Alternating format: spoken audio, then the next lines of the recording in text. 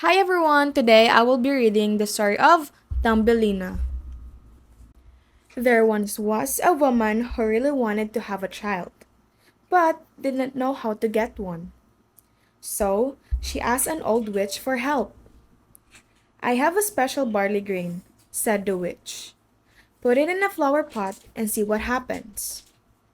The woman planted the grain.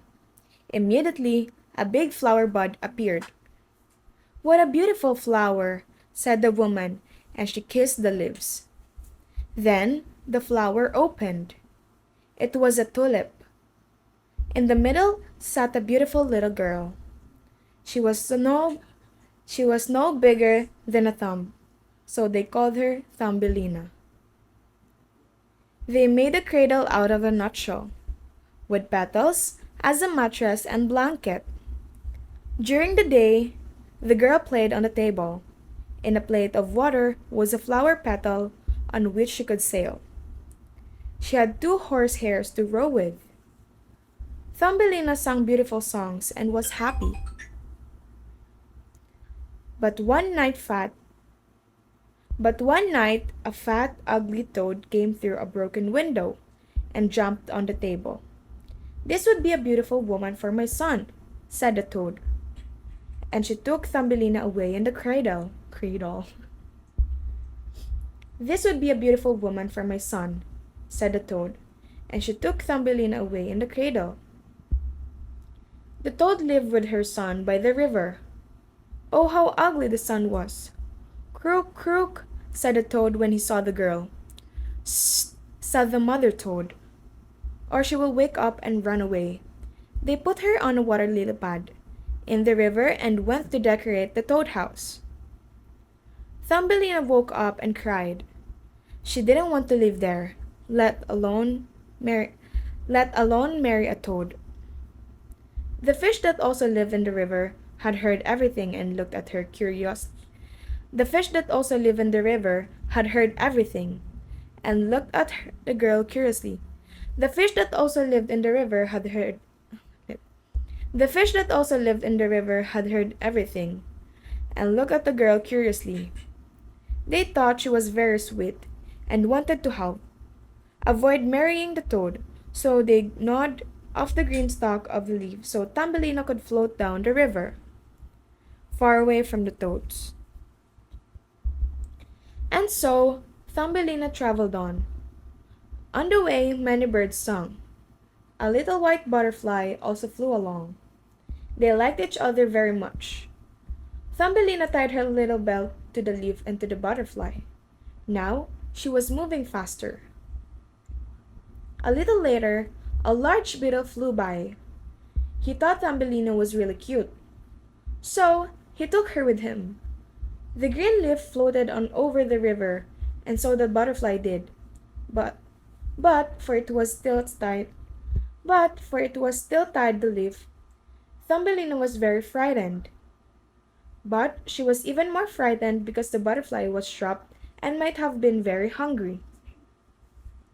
The beetle, the beetle on the other hand, was happy. He gave Thumbelina honey. He thought she was sweet, and even though she looked nothing like a beetle, but when the other beetles saw her, they thought she was weird and ugly.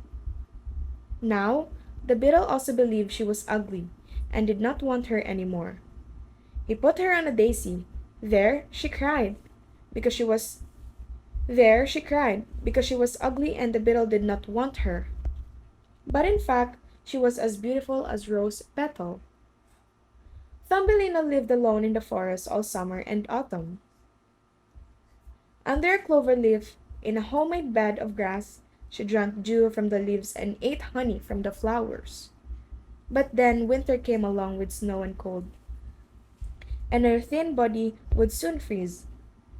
She was walking through a cornfield and suddenly saw a mouse hole. She went inside to ask for something to eat. The field mouse she could stay. The field mouse said she could stay all winter if she would clean and tell stories. One day, a neighbor mole came to visit. That would be a good man for Thumbelina. The field mouse thought. That would be a good man for Thumbelina. The field mouse thought. He is rich and he is rich and has a big house. Thumbelina had to tell stories and sing, and the mole fell in love with her. But Thumbelina was very unhappy because because moles live underground without sunlight. The mole had dug a tunnel between his house and the mouse hole. In the tunnel lay a dead bird. They could see it through in a hole in the daylight. It had probably died of cold.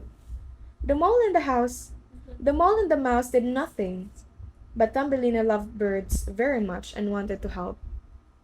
At night, she brought the bird a bre- At night, she brought the bird a At night, she brought the bird a bed and a At night, she brought the bird. At night, she brought the bird. At night, she brought the bird a bed and her blanket.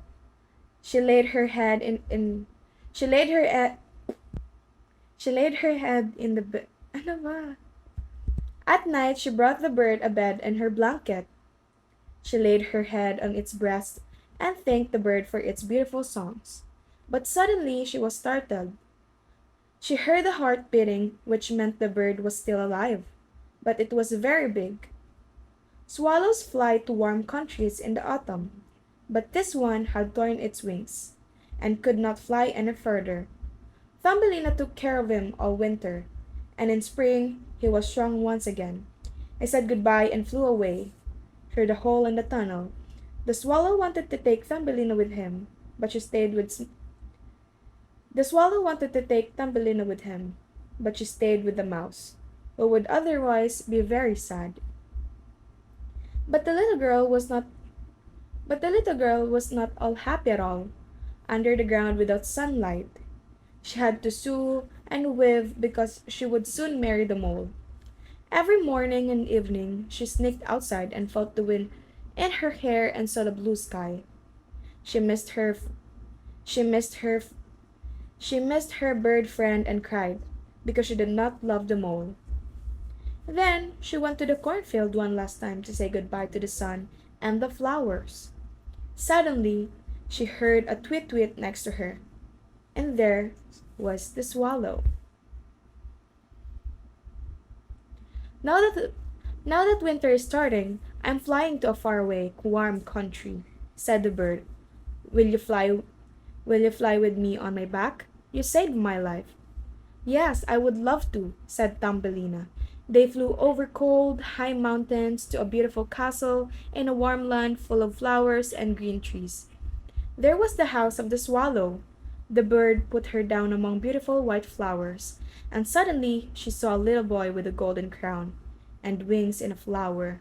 He was the angel of the flower. Thumbelina thought he was so beautiful and so sweet. The boy was frightened by the big bird, but when he saw the little girl, he was so happy. He gave her his little he gave her his little crown. He gave his little crown. He gave her his little crown. He gave her his little crown and immediately wanted to marry her. And Thumbelina would rather marry him than a toad or a mole. At the wedding, she received many gifts, but the most beautiful At the wedding she received many gifts, but the most beautiful. At the wedding she received many gifts, but the most beautiful At the wedding she received many gifts, but the most beautiful were the wings, with which she could fly from flower to flower. The boy also gave her a new name, Maha. The swallow sang a beautiful wedding song as a farewell. He flew far away to Denmark. There he had a nest above the window of someone who tells fairy tales. The bird sang to him, tweet tweet, and it is because of the bird that we know this whole story.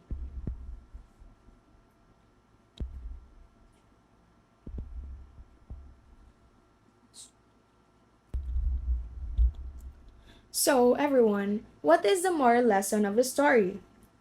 The moral lesson of the Thumbelina is a fairy tale by Hans Christian Andersen. It imparts several moral lessons. One prominent theme is the idea that beauty lies within, emphasizing inner qualities over external. One prominent theme is the idea that beauty lies within, emphasizing inner qualities over external appearances. Thumbelina's kindness, resilience, and compassion lead her through challenges, showcasing the importance of character. Additionally, the tale highlights the power of perseverance and adaptability in the face of adversity. Thumbelina faces various trials but remains optimistic, teaching readers the value of resilience in difficult circumstances. So everyone, hope you enjoyed the story of Thumbelina. Bye-bye!